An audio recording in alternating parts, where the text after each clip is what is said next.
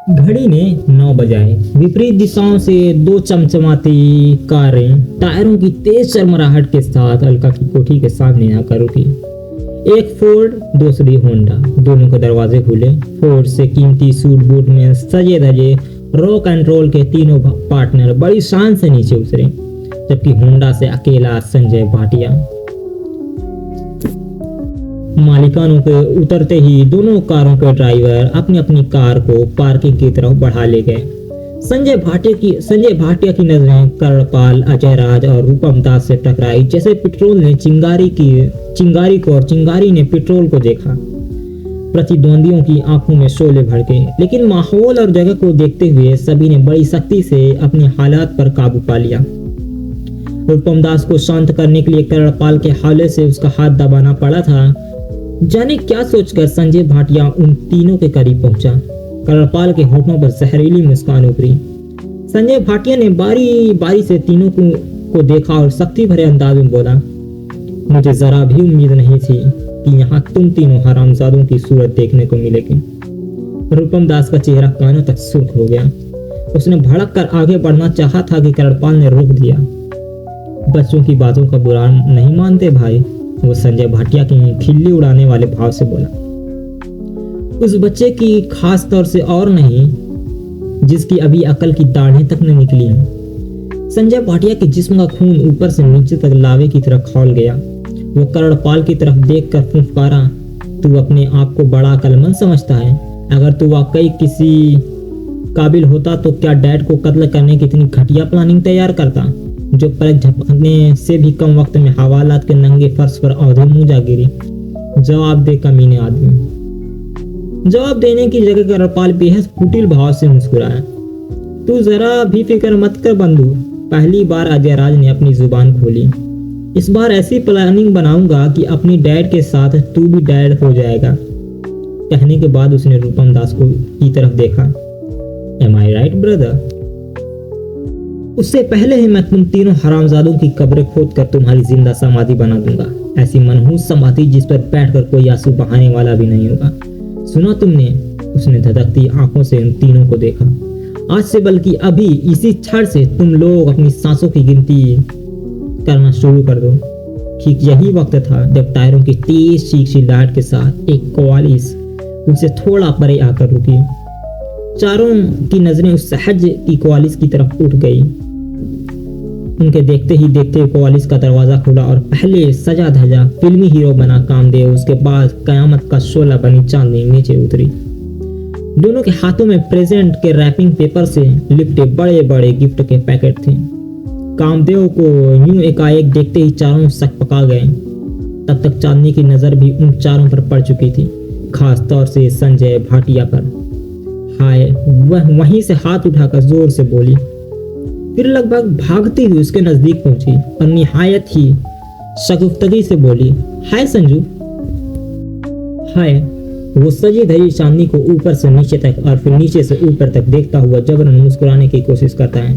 वह बोला, हाय चांदनी, बड़ी देर कर दी आने में। तुम्हारे कौन सी जल्दी आ गए हो? वो इठला कर बोली, पर तुम अंदर क्यों नहीं गए? यहाँ क्यों खड़े हो? बस ऐसे ही। संजय भाटिया एक उड़ती सी निगाह 3 तिलंगों पर डालता हुआ बोला, जरा गपशप करने लगा था।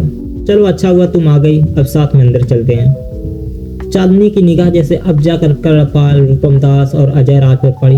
अरे आप लोग हैं तो हम ही। रूपम दास अपने चेहरे पर बनावटी खुशी लाता हुआ बोला, लेकिन हमें पहचानने में आपने जरा देर कर दी। जी नहीं, ऐसे तो कोई बात नहीं है। दरअसल कोई बात नहीं है मोहतरमा, अजय राज अपनी ही ट्यून में बोला। हम भी ठीक वक्त पर नजर आने लगेंगे। I am sorry. Ajay Raj से कहने के बाद उसने रूपम दास की तरफ देखा। आप कैसे हैं जीजू? बस जी रहा हूँ। रूपम दास चाह कर भी मुस्कुरा न सका। संजय भाटिया आश्चर्य से पलके झपकता हुआ कभी चांदनी को देख रहा था तो कभी टिकड़ी को। रूपम दास के लिए चांदनी के मुंह से जीजू का संबोधन सुनकर उसके दिलो दिमाग में झन्नाके पर झन्नाके गुजरने लगे थे।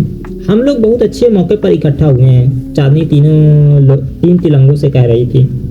आइए मैं आपको भैया से मिलवाती हूँ, वो कल ही मुंबई से आए हैं। उन तीनों ने ऐसा जाहिर किया मानो कामदेव के वहां पर मौजूद होने की बात उन्हें तभी पता चली हो।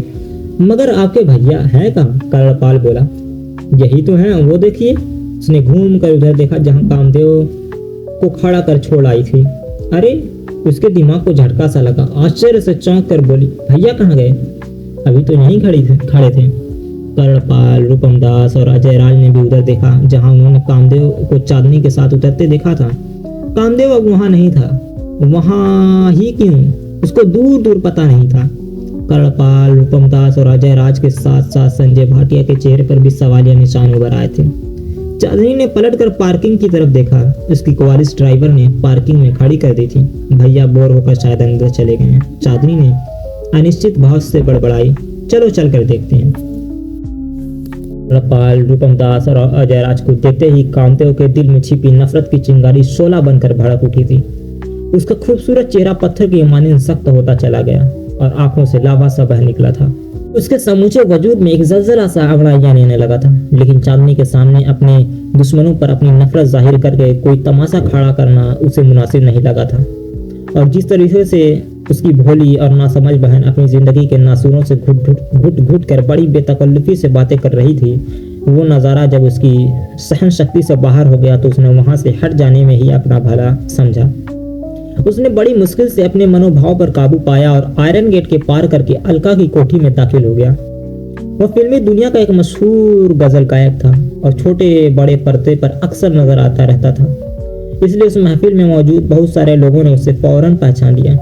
कुबेर दत्त भंसाली ने तो लगभग जमीन पर बिछते हुए उसका इस्तकबाल किया। युवा प्रशंसकों ने ऑटोग्राफ भी लिए। अलका तब भी महफिल में नहीं आई थी। कामदेव ने उससे मिलने की इच्छा व्यक्त की। उसे तुरंत सहेलियों से घिरी अलका के पास पहुंचा दिया गया। कामदेव को यूं अपने सामने देखकर खुशी और आश्चर्य की ज्यादती के कारण अलका की जुबान तालू से जा चिपकी। उसने बोलने की कोशिश की लेकिन आवाज होठों की सरहद न लांघ सकी। जन्मदिन मुबारक। कामदेव ने गिफ्ट का पैकेट उसकी तरफ बढ़ाता हुआ मुस्कुरा कर बोला, बहुत बहुत मुबारक।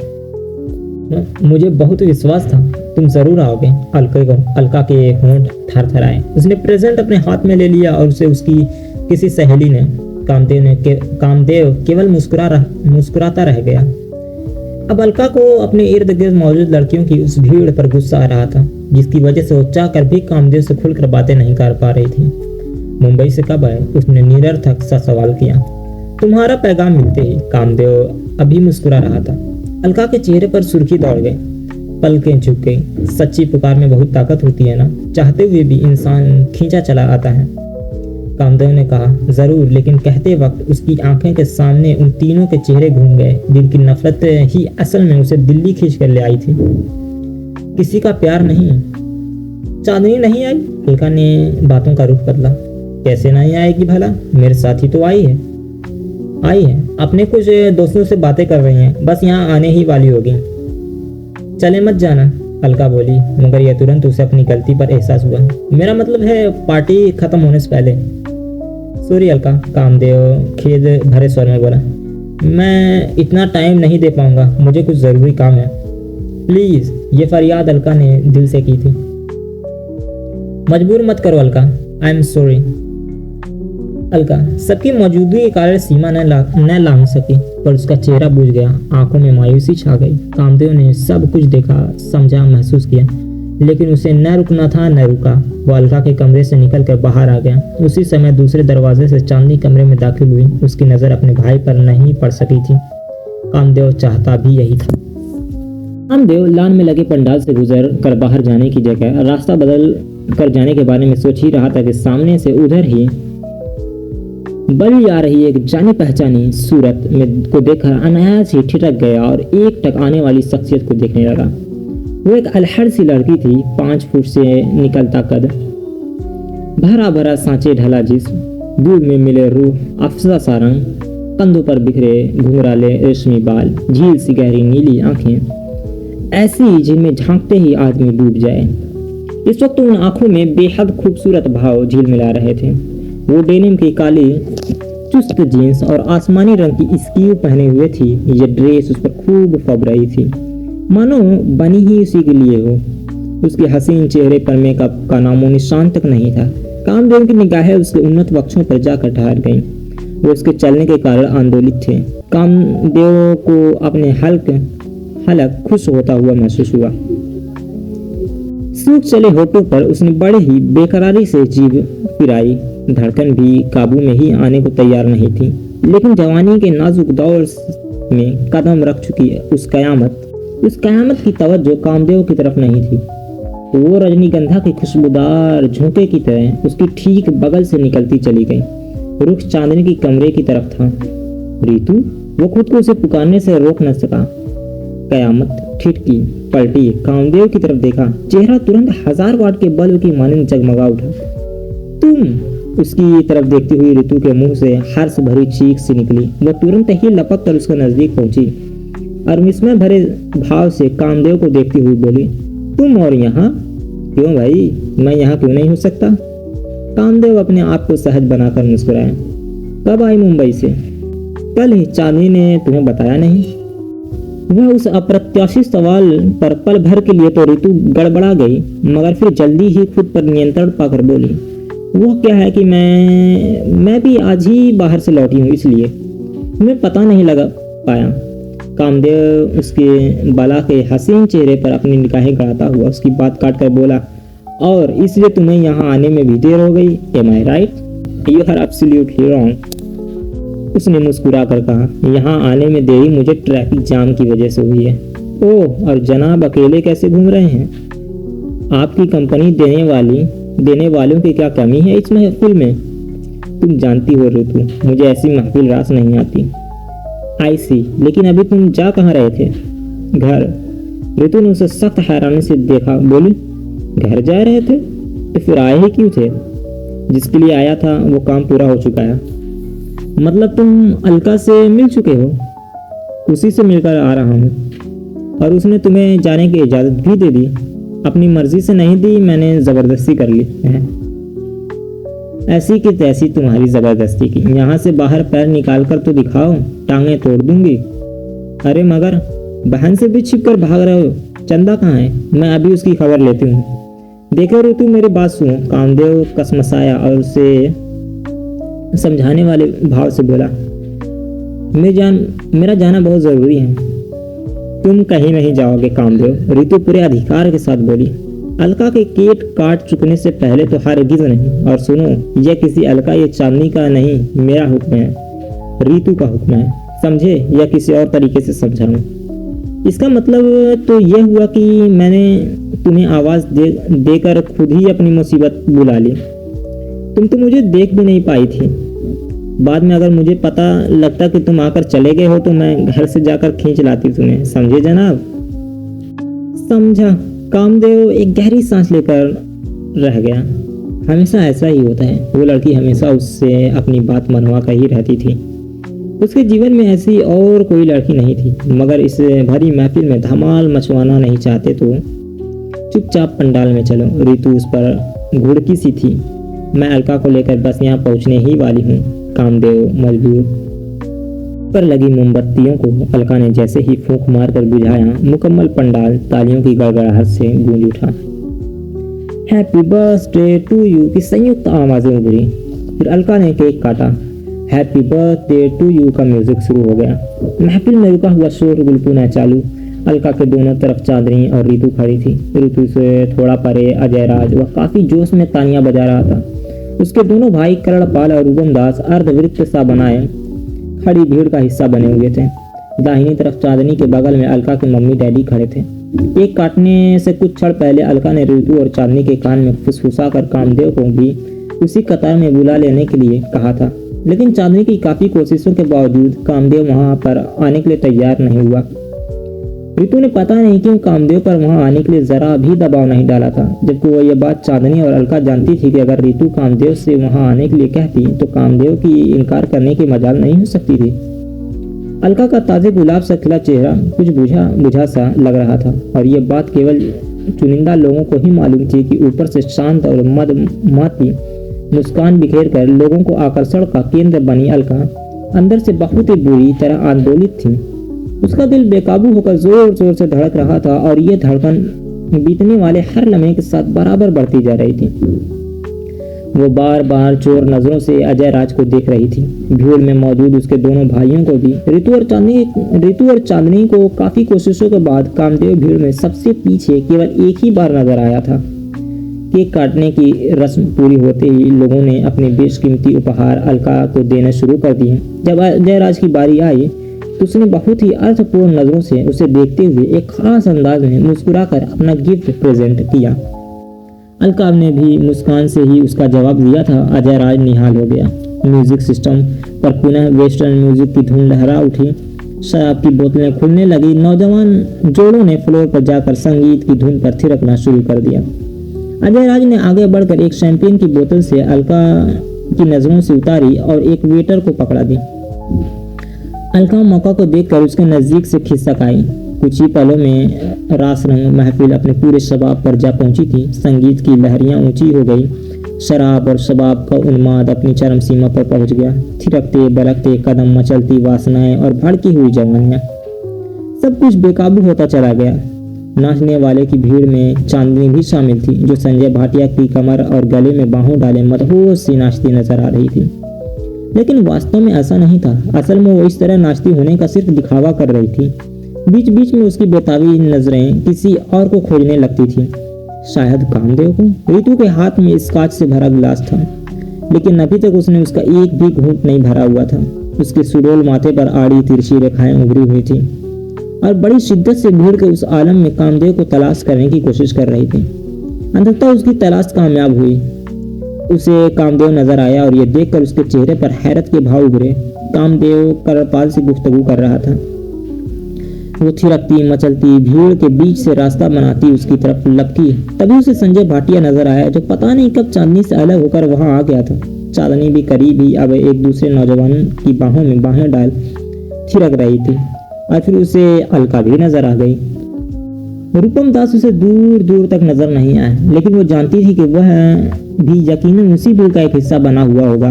वो अभी कामदेव और करपाल से थोड़ा फासले पर ही थी कि नशे की तरंग में झूमता लड़खड़ाता कोई शख्स सहसा दीवार की तरफ उसके रास्ते में आ खड़ा हुआ। हाय डार्लिंग, वो रितु के चेहरे को बड़ी कामुक निगाहों से देखता हुआ तरंग में बोला। तुम भी यहीं हो? सुभान अल्लाह, रितु ने शक पका कर उसे देखा। अगले ही पल उसका चेहरा फक पड़ गया। तुम? उसके मुंह से चीख सी निकल गई। यस, वो बड़ी शान से बोला। मैं यानी ध्रुव प्रताप, यानी राजधानी का सबसे काबिल जासूस, फाइनल इन्वेस्टिगेशन का चमचम कराता सितारा, याद है? फाइन इन्वेस्टिगेशन का चमचम करता सितारा, याद है? ओह यस, रितु ने खुद को संभाला। बड़ी खुशी हुई आपसे मिलकर। मुझे नहीं पता था कि आपसे यूं मुलाकात हो जाएगी। साथ ही वह ध्रुव की तरफ देखकर बड़ी अदा से मुस्कुराई थी। ध्रुव प्रताप का दिल बाग बाग हो गया। मैं आपका भयंकर तरीके से एहसानमंद हूँ, वह नशे की तरंग में बोला। अगर आपने उस जुम्मन, मेरा मतलब है कि धुम्मन वाली केस में मेरी मदद न की होती तो आप भी कहाँ की बात लेकर बैठ गए जनाब। उसकी वह मौजूदगी के कारण पहले ही वो बौखलाई रितु ने और ज्यादा हड़बड़ा कर फौरन ही बात का रुख बदला। यहाँ हम इंजॉय करने के लिए हैं, मस्ती में डूब जाने का मौसम है और आप अपने केस पर डिस्कस करने में लगे हैं। वह क्या है कि कहीं कुछ भी नहीं है, रितु ने उसकी बात काटी। केवल आप पर जासूसी का भूत सवार है। जासूस जो ठहरे? सुना है कि स्वर्गीय जनाब धुम्मन साहब का कोई लड़का शायर वायर भी है। ध्रुव प्रताप जैसे टॉपिक चेंज करने के मूड में ही नहीं था। बताया गया है कि वो मुंबई में रहता है। अरे बाबा, मुझे नहीं पता। आपको कैसे नहीं पता? जब उसके खानदान के बारे में मुझे इतना कुछ बता सकती हो तो भला कैसे नहीं पता? रितु का दिल लरस कर रह गया। अपने चेहरे पर आए घबराहट के भावों को छिपाने के लिए उसने बेचैनी से पहलू बदला और नजर उठाकर कामदेव की तरफ देखा, जो अभी भी करपाल से बात करने में मशगूल था। गनीमत थी कि ध्रुव प्रताप की आज शोरगुल और धमा चौकड़ी के कारण कामदेव के कानों तक नहीं पहुंच पाई थी। उसने चैन की सांस ली। जनाब जासूस महोदय, फिर वो निहायत ही सब्र के साथ ध्रुव प्रताप से बोली। इस समय मैं एक एंजॉय के मूड में हूँ, बराए मेहरबानी अपनी जासूसी झाड़ना बंद कीजिए। एंजॉय करती नजर तो नहीं आ रही हैं आप तो। और क्या मैं मातम मना रही हूँ? अरे मेरा वो मतलब नहीं था। आपका गिलास क्या हुआ? मेरे गिलास को अभी तक भरा है, जरा भी खाली नहीं हुआ। ओह, ऋतु पुनः हड़बड़ाई, लेकिन अपनी हड़बड़ाहट इस बार भी उसने जाहिर नहीं होने दी। वो क्या है कि आपने मौका ही नहीं दिया। मैंने ये तीसरा पैग अभी अभी उठाया है, इसके पहले आप 2 पैग पी चुकी हैं। वो हैरानी से बोला। Yes of course. कमाल है, आप 2 पैग पी चुकी और जरा भी नशा नहीं हुआ। इसका मतलब घोटी हुई बेवड़ी है। एक साला मैं ही हूँ कि एक ही पैग में हाला उदल घूमता फिर रहा हूँ। अरे ऋतु, तभी चांदनी उन दोनों के नजदीक पहुंची। तू यहाँ खड़ी है और मैं तुझे जाने कहाँ कहाँ ढूंढ रही हूँ। ऋतु को ध्रुव प्रताप के पास से टलने का बहाना मिल गया। वो उसे वहीं छोड़कर चांदनी का हाथ पकड़े भीड़ में मिक्स हो गई। चांदनी इस वक्त कुछ ज्यादा आंदोलित थी। उसके चेहरे से घबराहट और आंखों से खौफ छलक रहा था। भैया, उसने कुछ कहना चाहा, लेकिन ऋतु ने अपना स्काच से भरा गिलास उसके मुंह से लगा दिया। चांदनी स्काच गटागट अपने हालत में उतारती चली गई। बहुत अच्छे मौके पर आई है। ऋतु उसकी पीठ थपथपाती हुई बोली। कमबख्त पीछे ही पड़ गया था। मैं उसे काफी देर से तेरे साथ चिवड़ी की तरह चिपका देख रही थी। चांदनी स्काच हालत में उतार चुकने के बाद तृप्त भाव से अपने होठ चटकाती हुई बोली, इसलिए मैंने जानबूझकर तुझे छेड़ा। बहुत बहुत शुक्रिया स्वीट हार्ट। खाली गिलास हाथ में लिए ऋतु ने कहा, अब तुम यहाँ से जा और अपना काम कर। मैं तुझसे कुछ कहना चाहती हूँ। चांदनी व्यग्र भाव से बोली। बाद में कहना, फिलहाल यहाँ से फूक। चांदनी ने कसमसा कर उसे देखा, चाहकर भी कुछ नहीं कह सकी। ऋतु वहां से चली गई। एकाएक उसके चेहरे का रंग गिरगिट की तरह बदलने लगा। उसने पलट कर उधर देखा जहां उसका भाई खड़ा करणपाल से बातें कर रहा था। फिर जाने ऐसा क्या हुआ कि उसकी आंखों से एकाएक चिंगारियां से निकलने लगी। पार्टी की रंगीनियां अपने पूरे शबाब पर थी। म्यूजिक की आवाजें कानों के पर्दे फाड़ डालने पर आमादा थी। मदमस्त कर देने वाली जवानियां, लचकते जिस्म, थिरकते मादक अंग और अधिकांश की आंखों में मैं छलक रहा था। तभी एकाएक बिजली गुल हो गई। पलक झपकने की देर में मुकम्मल शामियाना खप और स्याह अंधेरे में डूब गया। म्यूजिक बंद। जो जहां जिस हालत में था वहीं का वहीं फ्रीज होकर रह गया। पल भर के लिए वातावरण में ऐसा धार सन्नाटा छा गया कि अगर सुई भी गिरती तो आवाज साफ सुनी जा सकती थी। अचानक कोई लड़खड़ाती आवाज में चीखा। बहुत ज्यादा नशे में होने की वजह से कुछ भी समझ में न आ सका कि उसने चीख कर क्या कहा था। और फिर बिल्कुल अप्रत्याशित रूप से वातावरण में इतनी मर्मात्मक चीख गूंजी जिसने मुकम्मल शामियानों को झकझोर कर रख दिया। अंधेरे में गर्त में डूबा रंगारंग माहौल सकते में आ गया। घबराई हुई अनेक आवाजें, क्या हुआ?